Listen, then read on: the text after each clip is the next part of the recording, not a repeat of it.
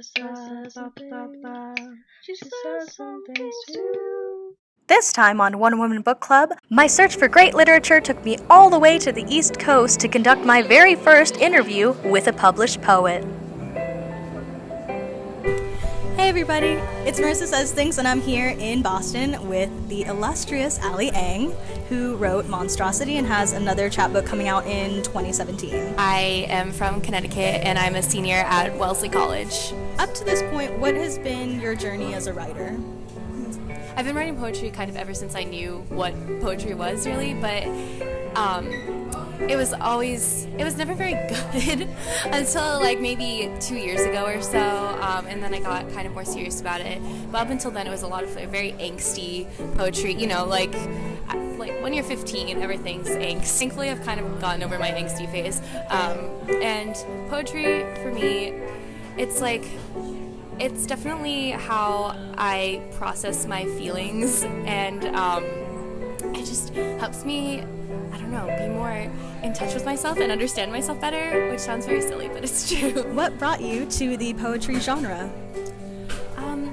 I really like how free it is, and I used to, when I was younger, kind of try to write short stories and fiction and stuff, but it also, I know the point is for it to be fake, but it all just felt really fake to me, and I kind of wanted to write about, the truth, and I really like how poetry, you can be very creative, but it's also can be very honest, and I think just reading different poets really kind of made me want to try it myself.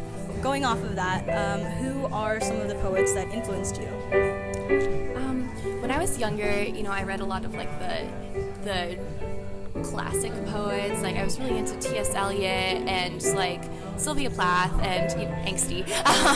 Now, definitely contemporary queer poets of color are the ones who have the biggest influence on me, like Franny Choi, Dennis Smith, just all those amazing contemporary queer poets of color are just breathing life into me and always inspiring me. Are there any images that you tend to find kind of come back throughout your writing, and if so, how do you feel about those? Definitely the ocean. The ocean as kind of both an image and kind of as the physical manifestation of the space between myself and my history and my ancestry.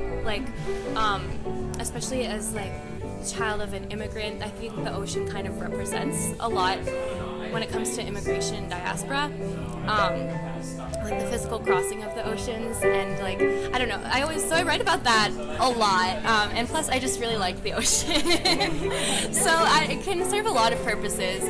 So yeah, I think that's the biggest one that I come back to, and I don't know, I kind of like that. I like having the ocean motif through my writing. Right, yeah.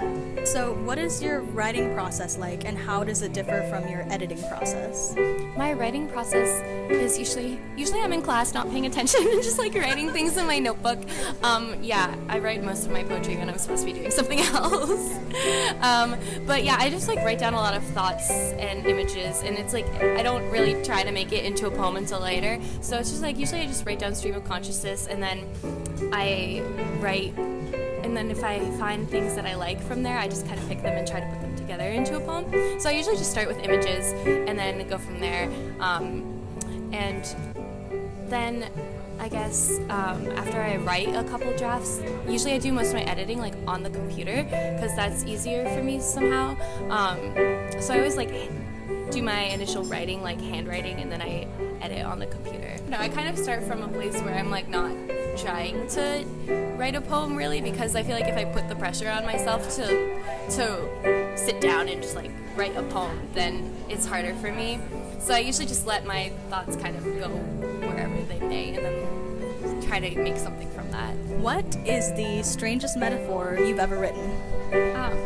I don't know how strange this is, but I did write a poem where I compared America to a one-night stand that I had, just kind of in the sense that I guess the idea of America and being an American I guess brought me comfort or like I identified with it when I was younger, but like now I'm like I need like I don't even know how to explain this, but now I've just kind of like moved past that, and I like don't really identify so much as like with America, and yeah, so that poem I compared America to my one night stand.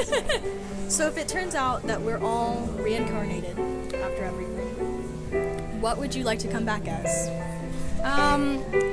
Does it have to be like a living creature? Okay, I would definitely want to be like part of the ocean. I